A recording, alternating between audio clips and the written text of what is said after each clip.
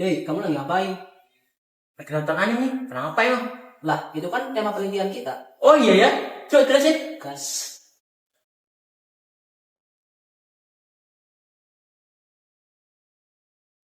Oke, sebelum masuk ke inti pembahasan, saya akan memberikan penjelasan apa itu anime. Anime merupakan istilah film animasi atau kartun yang sangat terkenal di Jepang hingga ke seluruh dunia. Kepopuleran anime ini karena dianggap relevan pada banyak kalangan, baik itu dari sisi penceritaan maupun visual.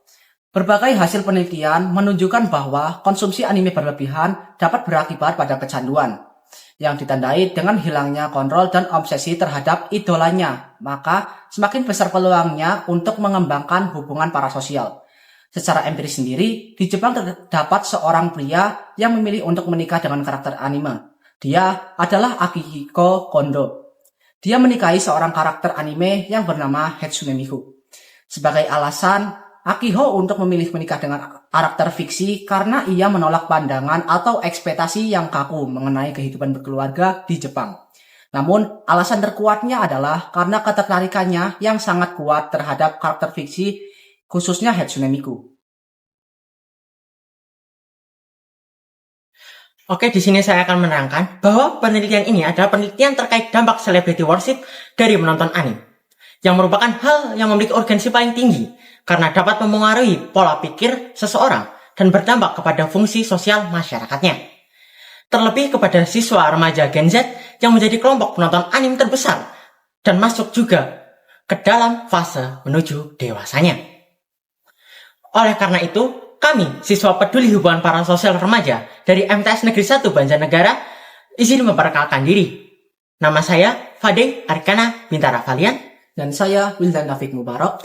di bawah bimbingan Ibu Musfiatul Moniro, mempersembahkan penelitian kami yang berjudul Wibu No Life, studi terpaan anime terhadap pembentukan hubungan parasosial dengan karakternya. Tujuan penelitian ini adalah mengetahui pengaruh anime dan pembentukan hubungan parasosial pada karakter fiksi atau anime dengan para kalangan penggemarnya. Kedua, untuk mengetahui faktor terbesar dalam pembentukan hubungan parasosial dari siswa penggemar anime. Oke, di sini akan saya jelaskan apa saja hipotesis yang kami ajukan atau pakai pada penelitian ini. Hipotesis pertama atau H1 adalah terdapat pengaruh positif antara terpaan anime terhadap pembentukan hubungan parasosial. Lalu hipotesis kedua atau kami sebut H0 adalah tidak terdapat pengaruh positif antara terpaan anime terhadap pembentukan hubungan parasosial.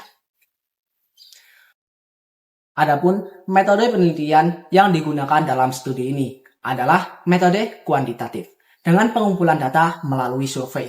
Survei dilakukan dengan menggunakan kuesioner secara daring yang dibuat dan disebarkan melalui Google Form kepada 33 responden.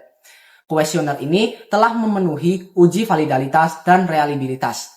Lalu, data yang digunakan dianalisis secara statistik inferensial dengan SPSS versi 27.50. Data dari kuesioner ini telah memenuhi uji asumsi klasik berupa uji normalitas, uji multikolinearitas, uji heteroskedasititas, dan uji autokorelasi.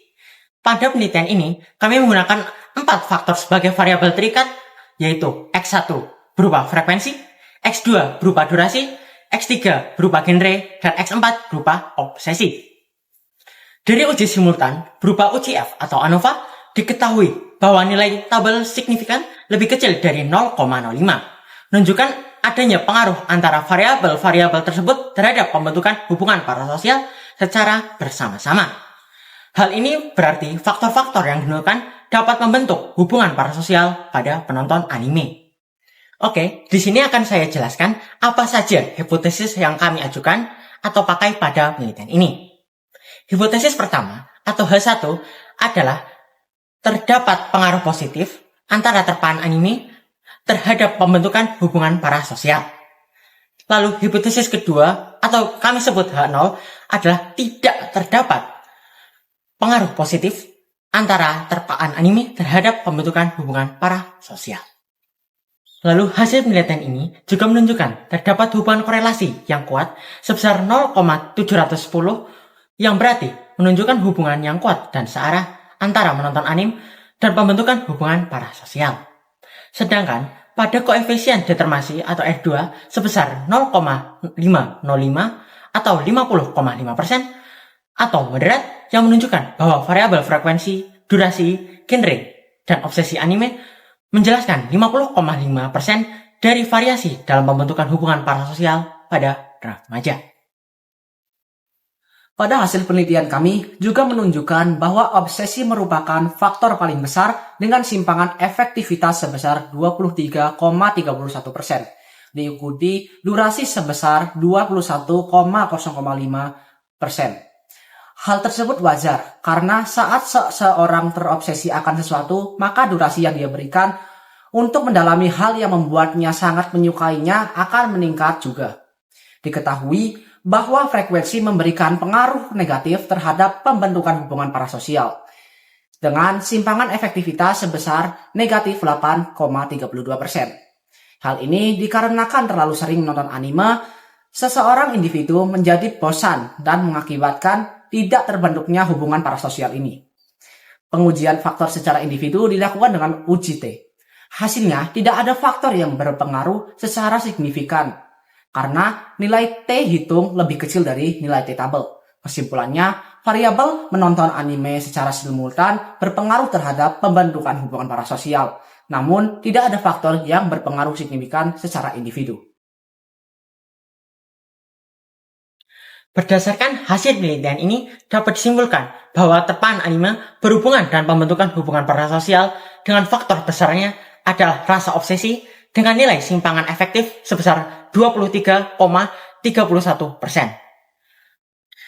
Demikianlah penjelasan singkat tentang apa isi penelitian kami. Izinkanlah saya menyampaikan satu pantun. Ubur-ubur ikan lele, nonton anime dan kelebihan ya le. Wassalamualaikum warahmatullahi wabarakatuh.